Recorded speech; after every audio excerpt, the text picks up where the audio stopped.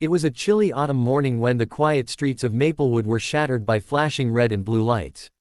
The scent of rain lingered in the air, and the hum of distant traffic was interrupted by sharp, authoritative voices. A black sedan had been pulled over near the curb, and within minutes, what began as a simple misunderstanding spiraled into a scene that would change several lives forever. Inside the car sat a woman in her early 30s. She had calm eyes, a composed face, and an aura of dignity that didn't fit the scene unfolding around her. Her name was Dr. Sarah Mitchell, a respected neurosurgeon at one of the city's top hospitals. She had just finished a 14-hour shift performing a life-saving surgery on a young boy and was on her way home to see her husband and daughter. But exhaustion and a broken taillight would soon turn her life upside down. As she slowed her car near an intersection, two police cruisers suddenly boxed her in. She froze, unsure what was happening. Within seconds, two officers approached, hands hovering over their holsters. "Ma'am, step out of the vehicle," Officer Grant barked. His tone carried no warmth, no patience, just suspicion. Sarah blinked in confusion. "Is there a problem, officer?" she asked softly, clutching her hospital ID that hung from her neck.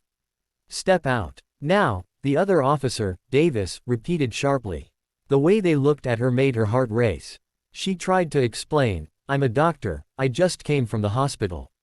Can you please tell me what's going on?" But they didn't want to hear it. A 911 call earlier that morning had reported a stolen vehicle matching the make and color of hers. Without verifying the license plate or asking basic questions, the officers had decided she fit the description. When she hesitated to exit, confused and scared, Officer Grant pulled open the door. The cold metal of handcuffs snapped around her wrists before she could process what was happening. The cuffs bit into her skin as they pushed her toward the police cruiser. "Wait, please, this is a mistake," Sarah pleaded, panic rising in her throat. "Check my ID. I'm Drive Sarah Mitchell. This is my car." But her words fell on deaf ears. Pedestrians had started to gather, whispering and recording the scene with their phones. To them, it looked like another criminal caught. A woman in scrubs, hair messy, eyes tired, not realizing she had just saved a life hours ago. As the car door slammed shut behind her, Sarah felt her chest tighten.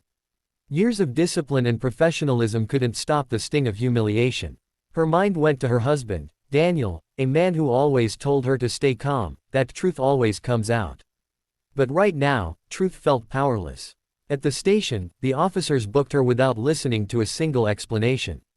They confiscated her phone, her ID, even her hospital badge. Hours passed. She sat on a cold bench, wrists red from the cuffs, watching officers laugh and chat while her life stood still. Finally, when her phone was returned so she could make one call, Sarah took a shaky breath and dialed her husband. Her voice trembled as she spoke. "Daniel, I've been arrested. They think I stole my own car." There was a long pause. Then, in a tone that sent chills down her spine, Daniel replied, "What station are you at?" She told him. "Don't say another word. I'm coming," he said, and hung up. What the officers didn't know, and what they were about to regret deeply, was who Daniel Mitchell really was. Within 30 minutes, a line of black SUVs rolled up to the station. Men in suits and earpieces stepped out, scanning the area with sharp eyes. At the center of them was Daniel, his presence commanding silence as soon as he entered the lobby. The desk. Sergeant looked up, startled. "Sir, you can't just." Daniel interrupted him coldly, flashing his identification. "Special Agent Daniel Mitchell, Department of Justice." The color drained from the sergeant's face. The two arresting officers, Grant and Davis, froze in their chairs as they realized who they had just handcuffed. Not just a respected doctor, but the wife of a senior federal agent. Daniel didn't raise his voice, but every word carried authority. "Where is my wife?" They led him to the holding room. The moment he saw Sarah, still in handcuffs, still trembling, something inside him snapped. He turned to the officers. "You arrested her without reading her rights. You ignored her identification. You failed to verify the vehicle registration. Do you understand the severity of your actions?" The officers tried to stammer excuses. "We had a report of a stolen vehicle." She matched the description, but Daniel cut them off. "And you didn't bother to confirm the license plate. You humiliated an innocent woman, a doctor, because she looked suspicious after working an overnight shift." He pulled out his phone and made a single call. Within minutes, the station chief was on the line, sweating, apologizing profusely. Internal Affairs was notified. By the end of the day, Officers Grant and Davis were placed on administrative leave pending investigation. When Sarah finally walked out of the station, free and trembling, Daniel wrapped his arms around her. She didn't cry, not in front of them. But as they drove home, the tears came quietly, years of strength dissolving into his shoulder. "All I did was drive home," she whispered. "I didn't deserve that." He kissed her forehead. "No, you didn't. And they'll pay for it."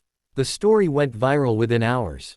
The video of the arrest, filmed by a bystander, spread across social media, showing a tired doctor being handcuffed without reason. The public outrage was swift and merciless. News stations picked it up.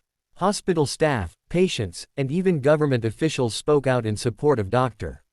Mitchell. In the following weeks, both officers were fired for misconduct.